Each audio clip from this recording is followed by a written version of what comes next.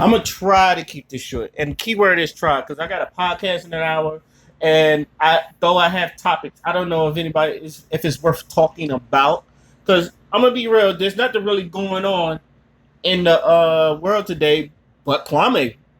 And last week I've already talked about Kwame on this channel personally. I already had my video about Kwame.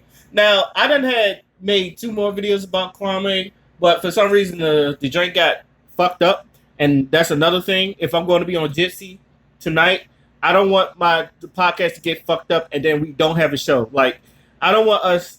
I don't want the show to have like brilliant topics to talk about and everybody on their A game. In short, I don't want to have the best episode ever and it's not be fucking recorded because Jesse's been fucking up and I don't know what's been going on lately. So I'm gonna just say this. This is more or less not really about Kwame or Stephen A. Smith, although I will be using their names in this. But this is more or less about the people around it. Because y'all, it's obvious y'all don't care about nothing but drama. But and then when someone try to prove a point, you add extra stuff in there that's really not needed to be added. Okay.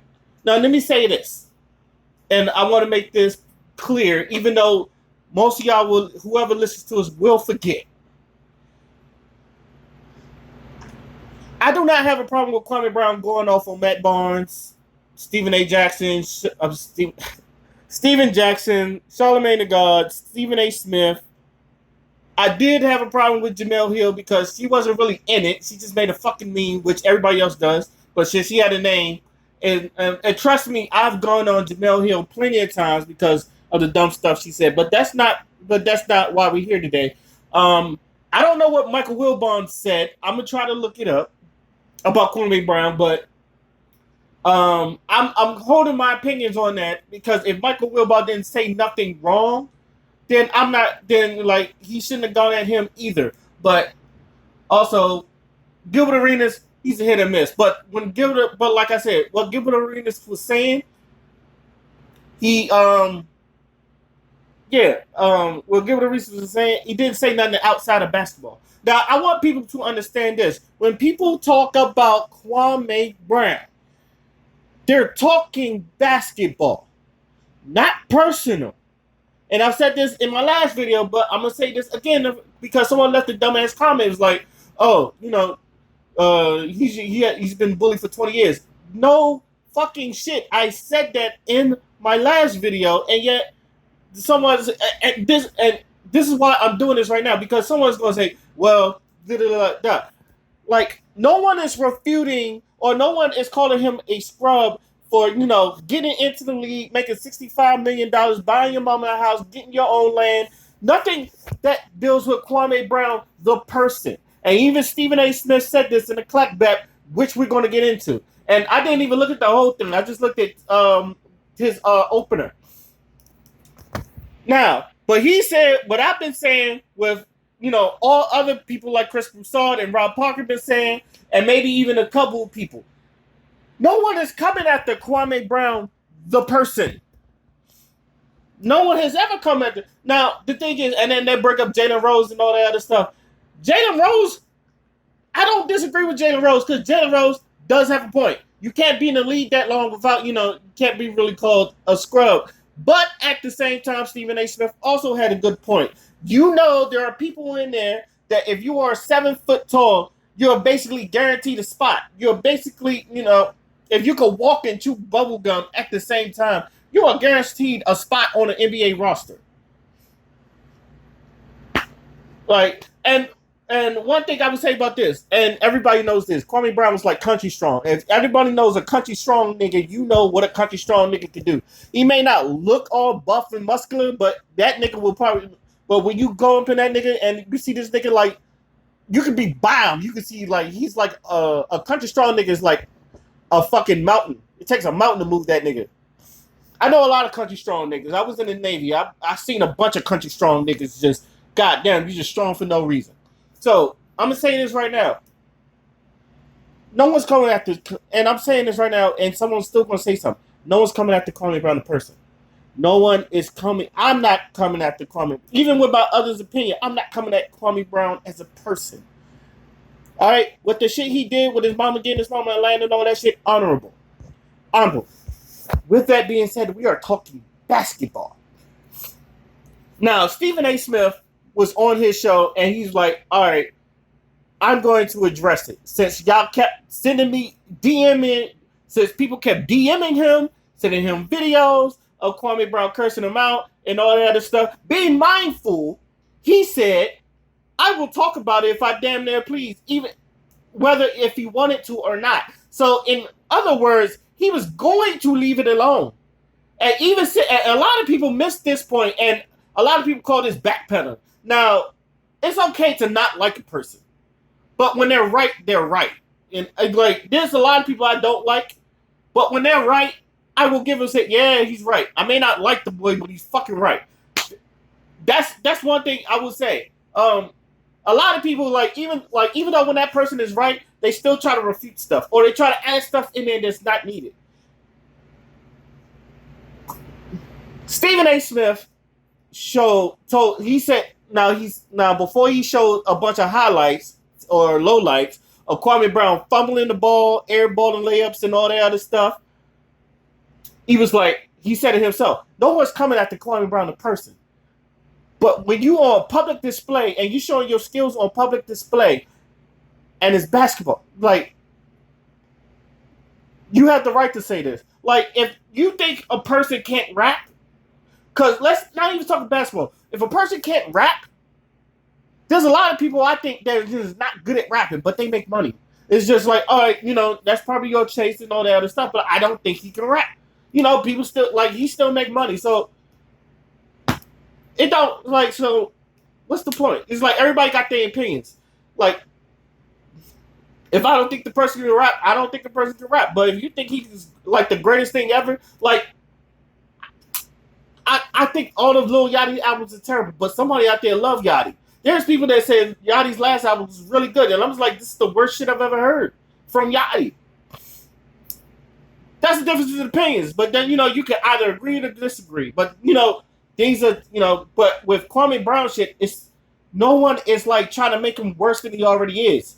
If you watch, and this is what I realized that a lot of people don't, especially some of his new fans, they're just like, oh, you about to get that mama's cooking. You about to get that mama's cooking. You about to get that mama's cooking. Which, by the way, great slogan from Kwame Brown. I love it. Oh, you about to get some of that mama's cooking. That's great slogan. And the thing is, Kwame Brown, and everybody's been saying, yo, I would like to hear him speak. He's real entertaining. He should have his own podcast. Which, also, side note, and I think this is along the lines of backpedaling. No one ever backpedaled when people was just like, look, we owe, I don't want to fucking, want to get to it. That's not really backpedaling.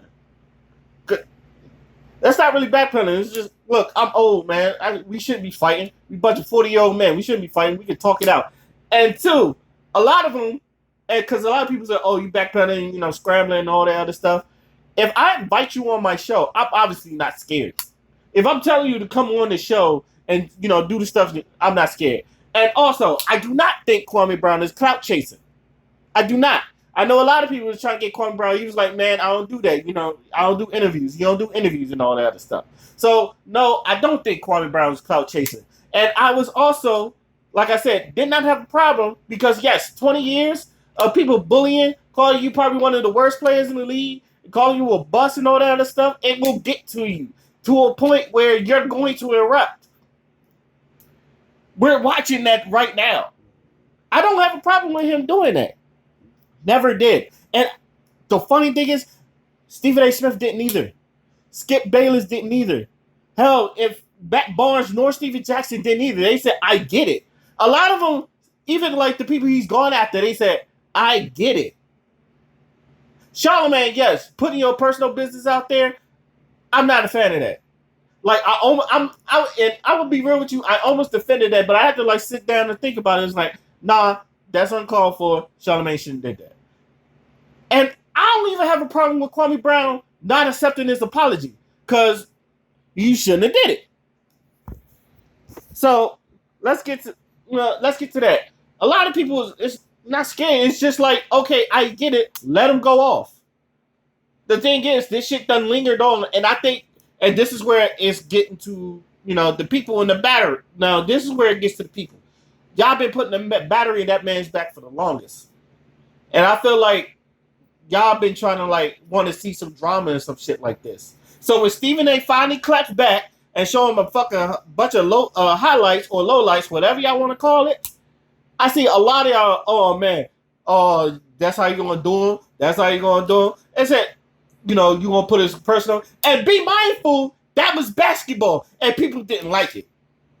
Oh, you're just gonna show him a bunch of highlights of him like fumbling or bloopers. It's like 12 years of bloopers, and I'm like anybody that done watched basketball or done watched Kwame Brown play have seen this man do stuff. And even yes, I said that man has a flash of brilliance when he puts it together. And a lot of people have said that. Gilbert Arenas, he said he could have been one of the best centers if his confidence wasn't shot. That's basketball talk. Jeremy Lin just had an episode where it's like I feel like most of this shit is mental. Like if sometimes I would psych myself out of games. Even though when I was on the top of the world, it was like, damn, I can barely make it on the team. It's like that's his mental. Derrick Rose, I feel like and that's one of my favorite players. I know he went through mental shit with, damn, like I was the youngest MVP and now I'm fighting for a spot and people telling me I should hang it up before I'm even 30. Before I'm even 30. And I'm not counting these players. You got people like Russell Westbrook and all that people, and people saying like they're in their best years yet. And they're around the same fucking age. Derrick Rose was the youngest MVP. And he's still cooking. And when he was on Detroit, he was cooking. When he was on Minnesota, he was cooking. Derrick Rose is still one of, in my opinion, and I don't care what anybody say, he's still one of the most elite guards in there. And people tend to forget that. He might have that explosiveness when he was 20, 22, but he's still one of the best players to me.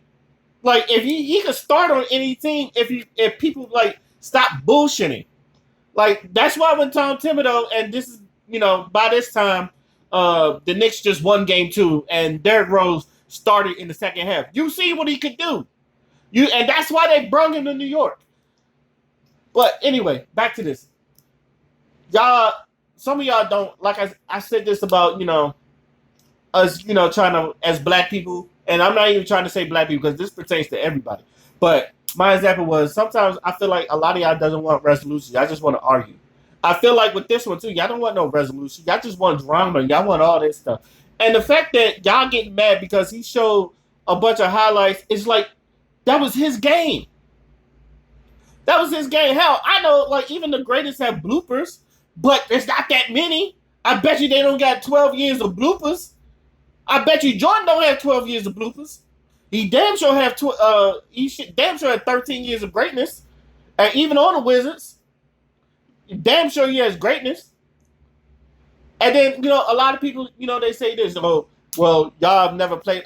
No one, when we're in the fucking debate of comparison. And this is what I hate. Oh, y'all never see this, people, no fucking shit. That, people say y'all would never see this type of money. Y'all would never, like, no fucking shit. And even when we're talking about the, comparing NBA, we're comparing them to other great players. So, yes, Kwame Brown is going to get compared to Shaq, not some Joe Smo from down the fucking street. You're getting compared to Shaq. Both of y'all are 7-footers. Both of y'all centers. Shaq, one of the most dominant big men of all time. Kwame Brown, in a lot of people's opinion, one of the biggest busts of all time. Even though a lot of people will say now it's Anthony Bennett. They're both number ones. I would say Anthony Bennett myself. Like, and even then, no one's refuting Kwame Brown's 12 years. It's like, that is great. A lot of people say that is great. But a lot of y'all cannot get mad the way Stephen A. Smith clapped back because you know why? That was facts. I think a lot of y'all have problems with that because he did it with facts and he did it with evidence. A lot of y'all do not like it when, and this is a lot of people, because a lot of people do not like to admit when they're wrong. Myself included. I will say I'm wrong, but sometimes like when I think I'm right, when I know I'm right, sometimes it hurts to admit that I was wrong, but I got to because it was just like I was wrong.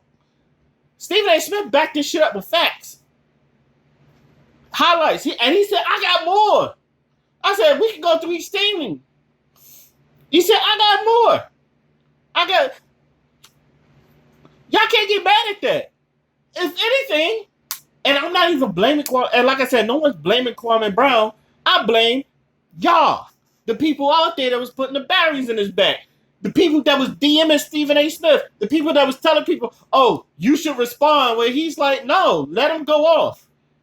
Where a lot of these media analysts is just like, "Let him go off, let him go off," and all that other stuff. Let him do this, let him do. Like a lot of people skip that part where a lot of people did not have a problem with Kwame Brown going off. And y'all think I'm defending Stephen A. Smith. It's not really a defense of Stephen A. Smith. It's more or less I'm seeing it on both sides. And a lot of people hate it when you see it from both sides of the angle. Stephen A. Smith was like, and he said this, "I didn't want to do this. The Knicks are in the playoffs." I think he really, that's what he really, you think he really want to spend his time talking about Kwame Brown when the Knicks are in the playoffs? That's where his focus is. And a lot of y'all don't see it, but a lot of y'all, I was like, "Oh, Stephen A." And I'm pretty sure Stephen A. don't want to see it, or Stephen A. Snicks, or, and this is, okay, and this is where I think a lot of people misconstrue about Stephen A. Smith. Now, this part I will defend Stephen A. Smith with, because he said, you make a career about talking badly about black men, or like the white players does not get that type of vitriol. First off, NBA is 90% black. And he's an NBA analyst. So, like, the numbers are there. It's just fucking, the NBA is like majority black. So, if anybody does good or bad, there are majority black. Second of all, he has talked about, like, and I think a lot of people miss this. I could pull up how many times we can talk about Tiago Splitter or Slava Medvedenko. Like, Slava Medvedenko, I don't even think that's his real name, but that's what he called him. He called him Slava Medvedenko. Or he talked about a bunch of, like, white European names that was not that good. And, like I've heard, like, anybody that's watched sports enough, it was like, y'all heard him say that. Anytime when Skip Bayless was on First Take, and he was like, Slava Medvedenko or Tiago Splitter, or I forgot, it was another person on this list. Like, look up the starting five, like Skip Bayless starting five, and he made Stephen A. Smith, and he was like, "Oh my god!" Like it was Michael Jordan, Kwame Brown, and the last three was just like white foreign basketball players that Stephen A. Smith thought wasn't that good. I think who was it? I think Sasha Pavlicek. I think I've heard him go in about Sasha Pavlicek.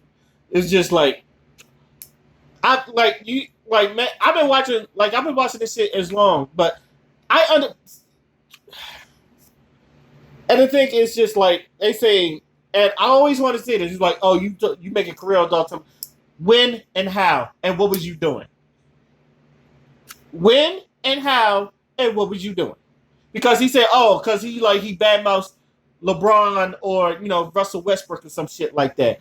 And it comes to a point where Stephen A. Smith, and I'm glad he does this, but people ignore it anyway.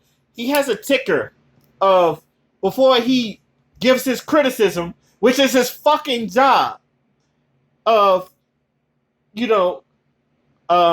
of players. Like, let's say Russell Westbrook, because he did it for LeBron, he's doing it for Russell Westbrook now. He's like, before I get into my criticism, I want you to bring this stuff up. He's an entrepreneur. He's very stylized. All right, he's one of the greatest players alive. He has this ticket. He's a great father. He's a loving husband. Like, he does everything good for the community and all that other stuff. Okay, did we get all of that? Now, let's say someone is fucking up, or like when the Wizards was last, and he was like, "You're Russell Westbrook. You're one of the most elite players. And then he goes, you're one of the baddest men on the planet when it comes to basketball. The Wizards should not be fucking last. And they wasn't. And like during the playoffs now, but like earlier this season, they was looking terrible. So is he talking bad about black men, or were they looking bad? They were. The fucking Wizards was looking like trash in the beginning. And a lot of people say that. And then like pretend it back to Kwame Brown. People for a #1 overall draft pick. Yes, he's been in for 12 years, but he always has 6-5. And then like if you have evidence of lowlights and all that stuff, that's him fighting back. But he's doing it basketball wise. And this is what I had a problem with Kwame going back to it. Because everybody, when they mentioned him, and Stephen A. Smith said it, and a lot of people said this, we talk about you on a basketball court. Ain't nobody bring up your personal shit. I didn't bring up your personal shit. When they bring about you on basketball terms, this is basketball. It's like, oh, that's like saying, like, hey, man, like, you're doing bad in math. You got a D. Well, your mama's on crack. Where the fuck does that come from? What is that? What is my mama on crack doing with you got a D in math? And that's how most people, that's how most people are looking at this. Hey, when you was in, you averaged 12 points, you averaged 6 points and 5 rebounds. Oh, but he made $60 million. You get it? It's like, bruh, no one mentioned his money. We talking basketball. And if you're gonna mention his money, he could have made so much more. Like I said, he could have at least made a good 100, 200 million. He made 65. You look at it now, Danilo Gallinari is about to make $60 million. He's about to make as much in 3 years than fucking Kwame Brown did his whole fucking career.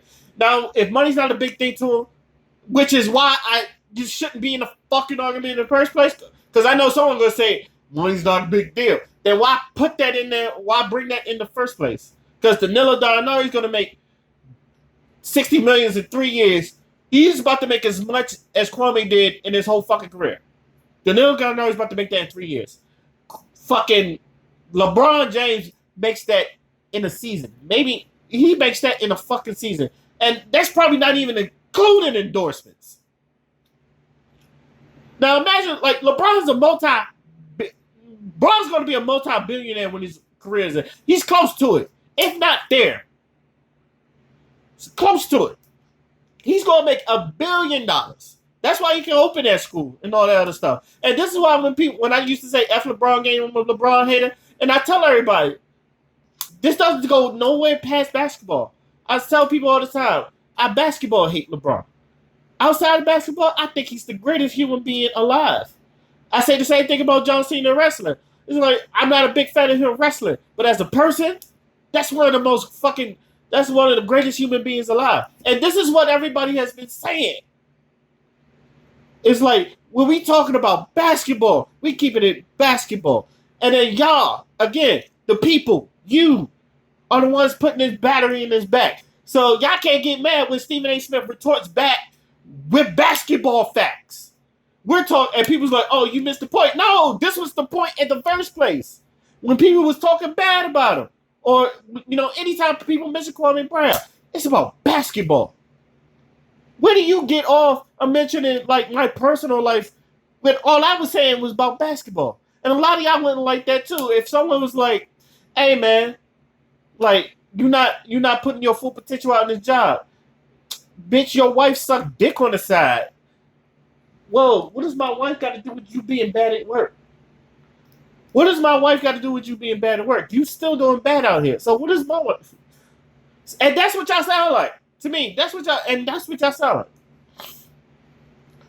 I don't have, like, y'all don't have a problem. Y'all shouldn't have a problem with Stephen A. Smith clap back because you know why? Y'all dig this. Y'all dig this. This should have been done in like 2 fucking days. Maybe 1 or 2 days. If if Kwame Brown still wants to rant about Stephen A. Smith and all that other stuff, I don't have a problem with that. I really don't. But I do want but I will say this. I want him to talk to somebody. I want him to meet up with somebody. if whether it's Stephen A. Smith or was it All the Smoke podcast with Steven Jackson or Matt Barnes or Chris Broussard or fucking Michael Wilbon, I want you to meet up with somebody. Y'all can chat it up like men. If not, if it has to go to the hands, then y'all, settle it like that, just like men would. Because all this, on the internet stuff and all that chatty patty shit, this ain't men shit.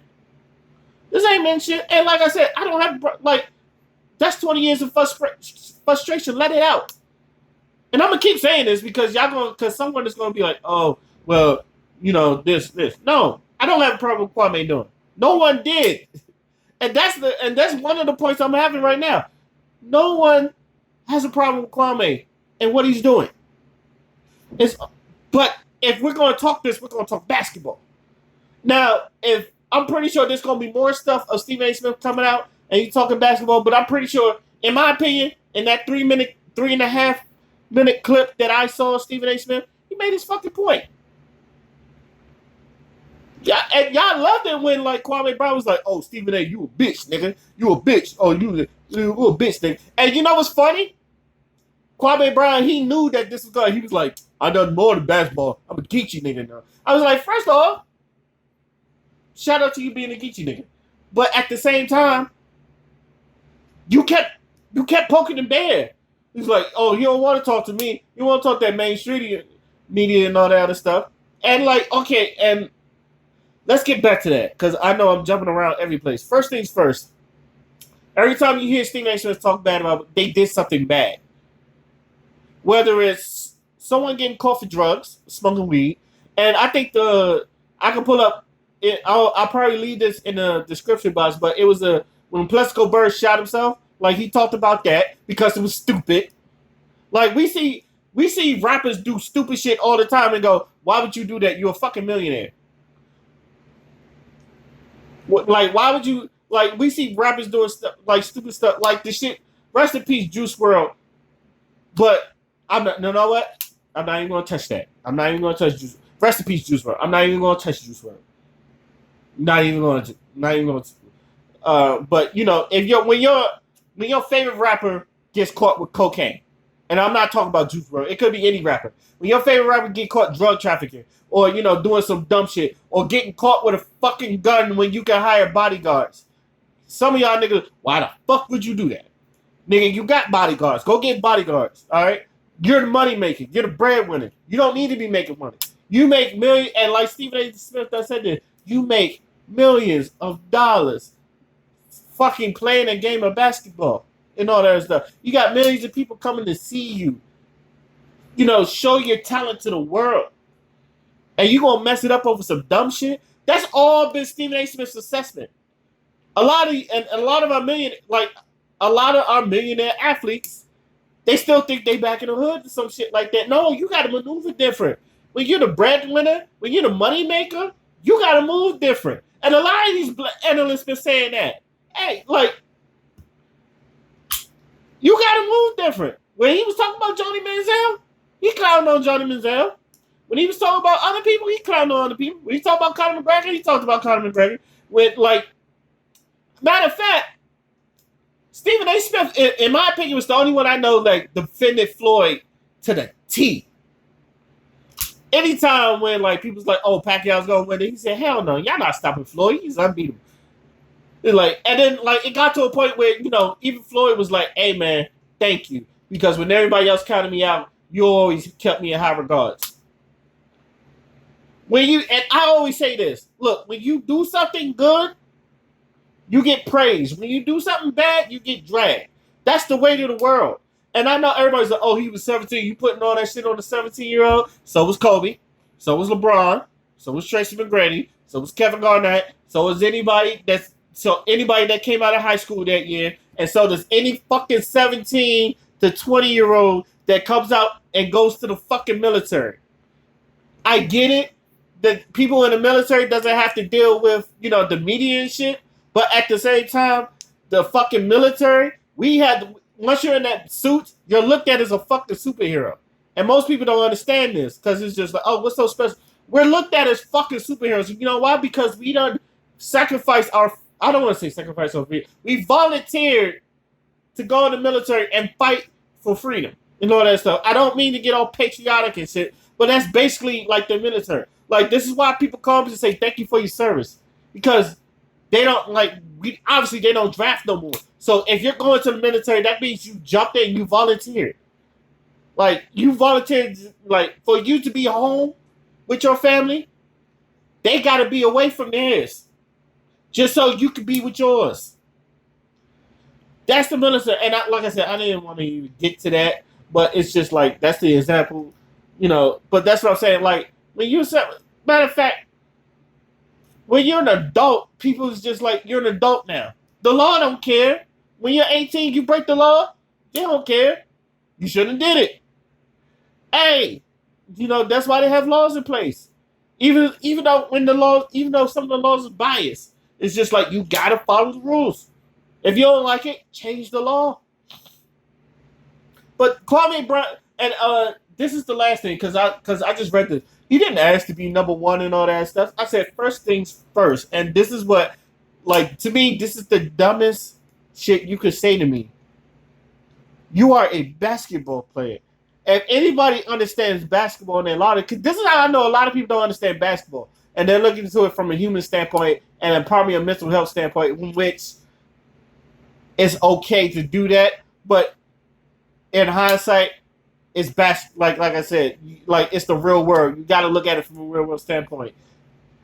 When you are the number one overall draft pick, you are guaranteed a contract. Not only you're guaranteed a contract, you're guaranteed to make this amount of money.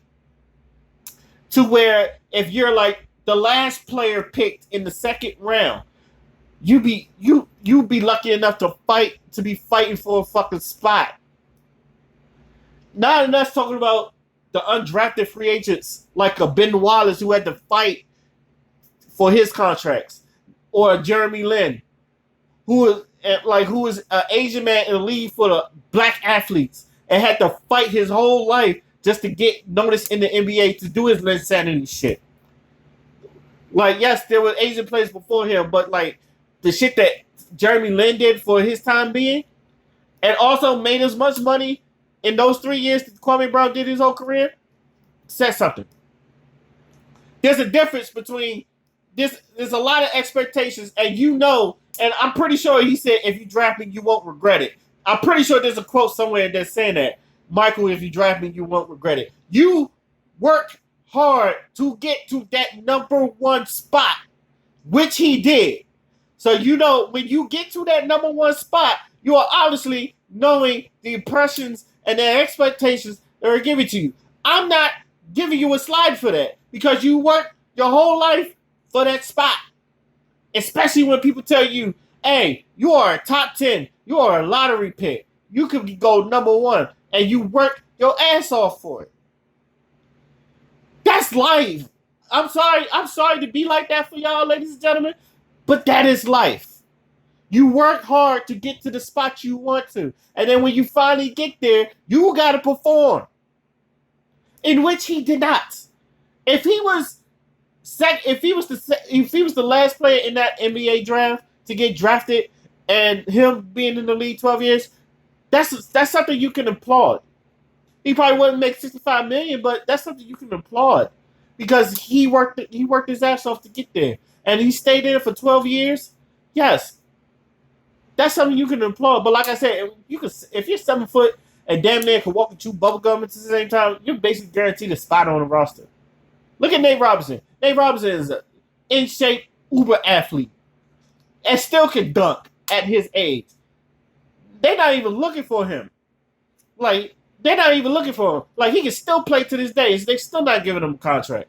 Jeremy Lin, like, as great as he could still ball with the elites. And yet, people still, like, iffy about him. But that's, you know what? In conclusion, because I don't blame Kwame. In conclusion, I don't blame Kwame. I don't blame Stephen A. Smith. I don't blame anybody. All this media stuff, I blame y'all. I blame the people. I blame the people that put the battery on his back. I blame the people that want to see the drama instead of want to see a resolution because a lot of y'all are focused on y'all more focused on the drama than a resolution. You know, a lot of y'all say, "Oh, I hope they, they talking to," but some of y'all don't really y'all hope for the drama. Yeah, I hope this shit lasts. It's like and some of y'all see that shit. Like I said, I don't have problems with Kwame. I don't have problems with what he did. I don't have problems how he's addressing anything because, like I said, when you've been bullied or looked at as a bust for 20 years, and you felt like you wasn't that bad, you have all the right to speak out. No one is refuting that, by the way, and I want to keep mentioning this.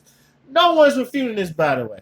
And second of all, y'all should in that case, y'all shouldn't get mad at Stephen A. Smith for even clapping back. Because he said because him and a lot of other people say this about the time. Your job is to make black men look bad. And it's just like, no, he does. In my opinion, it's like, no, his job is to be an analyst. If you do good, they will talk about how good you do. If you do bad, they will talk about how bad you do. And you know what's funny? And this is the last thing I will say this before I will get off. Y'all don't like it when media analysts do it. Okay. Now they got NBA players doing it. Y'all don't like it when NBA players do it. Okay. You got Hall of Famers and legends and maybe top 50 greatest players. Y'all don't like it when they do it. So who the fuck? It's like, okay. It's like, I can understand you don't see a media analyst like, oh, they never played lick basketball. Like, hell, I don't even say like in Kendrick Perkins, who is an NBA champion, but a lot of people's like, oh, he wasn't one of the, greats. Like, nobody's looking at, even though he's the NBA champion, no one's looking at Kendrick Perkins like one of the greats. But when Charles Barkley, aka one of the 50 greatest players, or when Shaquille O'Neal, aka the most dominant center of all basketball, gets on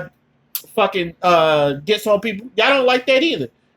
And the funny thing is, Shaq was just like, hey, Kareem Abdul-Jabbar, who is probably, in most people, one of the greatest players of all-time leading scorer, said he got to win one. Can he win one?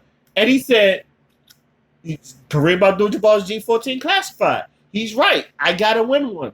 When LeBron James, when y'all was calling LeBron James the GOAT, or the greatest of all time, or the greatest player alive, and he didn't win, and this was before he won his first title, Stephen A. Smith was getting on him. It was like, I can't be calling you the GOAT or, the chosen one and all that other stuff, which is the nicknames LeBron gave himself, and say he's the greatest player of all time.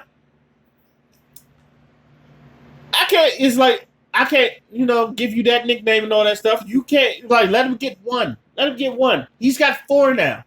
LeBron James, no. He's changed basketball, but he knows that he's got to live up to his expectation, not only the world's expectation, his, because he's been looked at as probably one of the greatest players. Like, everything else is cool. Like, him getting stuff from all the other stuff outside of basketball, everything he did, no one's attacking him on that. If someone was attacking him on that, y'all would have a fucking point. And I know people's like, oh, Stevie Jackson said your career is dirt, your life is dirt. That was a retort to what fucking Kwame Brown was going. So he didn't, Kwame went low first, so he just went low with him. He said, your life is dirt, nigga. That was a retort. So, like I said, and a lot of people say, yo, you go low with me, all bets are off. I don't care. It's fuck you. And like I said, I don't have a dog in this fight, but I don't have a dog in this fight. Kwame Brown could go off for 20 years. I wouldn't say shit. So I'm gonna see if there's more footage of Stephen A. Jackson, and then I'm gonna also look for Mike Wilbon saying something about Kwame Brown, because I don't know why he went after Mike Wilbon. But let me know what y'all think. This is a long rant. So anybody goes through this, God bless you, and thank you for listening. Till then, my name is Oskino Fly, and I'm out. Peace.